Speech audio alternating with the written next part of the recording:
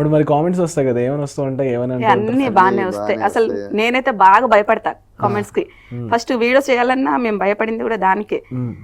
ఎంత మంది మంచిగా పెట్టినా ఎవరో ఒక్కరు కొంచెం బ్యాడ్ గా పెట్టినా తట్టుకోలేము. అంటే చాలా మంది అంటే ఇక వీడియోస్ చేస్తారంటే చాలా మంది బయటకు రారు యాక్చువల్లీ, ఏదో ఒకటి అంటూ ఉంటారని చెప్పేసి బయటకు రాకుండా ఉంటూ ఉంటారు. మేము కూడా అంతే. ఇన్స్టాల్ అయితే ఫస్ట్ నుంచి ఆఫ్ పెట్టేసినాం. యూట్యూబ్ లో కూడా ఫస్ట్ ఆఫే ఉండేది. అనుకోకుండా ఒక వీడియోకి ఆన్ అయింది. అన్న తర్వాత అన్ని కామెంట్స్ వస్తే చూస్తే అన్ని బాగానే ఉన్నాయి.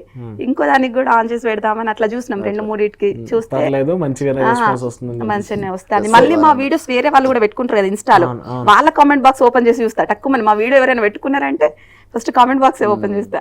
వాళ్ళే కూడా బాగున్నాయి. కొంతమంది పెడతారు, అంటే బ్యాడ్ అని ఏం కాదు, నిజంగా అట్లా ఉంటారా, అట్లా కలిసి ఉంటారా భార్య భర్తలు తక్కువ, అంటే వాళ్ళు రీల్స్ కోసమే చేస్తాండ్రు, వీడియో కోసమే. నెక్స్ట్ రీల్స్ కోసమే చేస్తూ ఉంటారు అనే వాళ్ళకి ఏం చెప్తారు ఆన్సర్? చాలా మందికి అది ఏం నిజం చెప్పాలని చెప్పలేము. మనం ఎన్ని రోజులు నటిస్తాం, అట్లా నటించడం వాళ్ళకి ఎక్స్ప్లెయిన్ ఎట్లా చేయాలో నేను దాని గురించే. అసలు కొంతమంది డబ్బు ఉంటేనే హ్యాపీగా ఉంటారు, అందుకే వాళ్ళంతా హ్యాపీగా ఉన్నారు అనేసి. అసలు డబ్బుకు ప్రేమకు సంబంధమే ఉండదు. డబ్బుకి ప్రేమకి సంబంధం ఉండదు. ఎందుకు ఉండదు? ఇప్పుడు ఒక 2-3 నెలలు నిజంగా చెప్పండి. ఇప్పుడు ఓకే సెటిల్ అయినాం.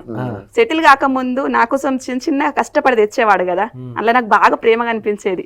అంటే ఒకసారి మ్యారేజ్ డేకు డబ్బులు లేవు, అది అందరికీ సెట్ అవ్వదు. కొంతమంది అడ్జస్ట్ అయ్యే వాళ్ళ బట్టి ఉంటుంది. అడ్జస్ట్ అవ్వకపోయింటే మీరు 10,000 తెచ్చినా రోజుకి సరిపోదు అంటారు, 1,00,000 రూపాయలు తెచ్చినా సరిపోదు, 100 రూపాయలు తెచ్చినా సరిపోయే వాళ్ళు ఉంటారు.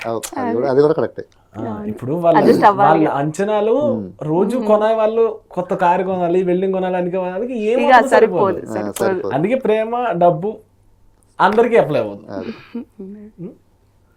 మీరు ఒక ఆన్సర్ చెప్తున్నారు, చెప్పండి.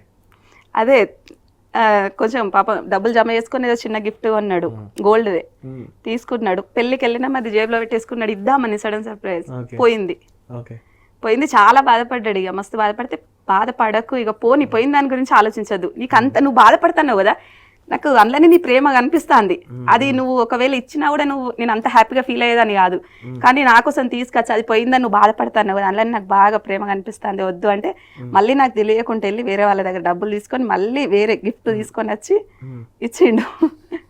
అంటే డబ్బులు లేకున్నా కూడా ఏదో ఇద్దామని తాపత్రయం అనేది ఉంటుంది కదా, నా భార్యకి ఇది ఇవ్వాలి, ఇది ఇస్తే తను హ్యాపీగా ఫీల్ అయ్యిద్ది, అదే ప్రేమ.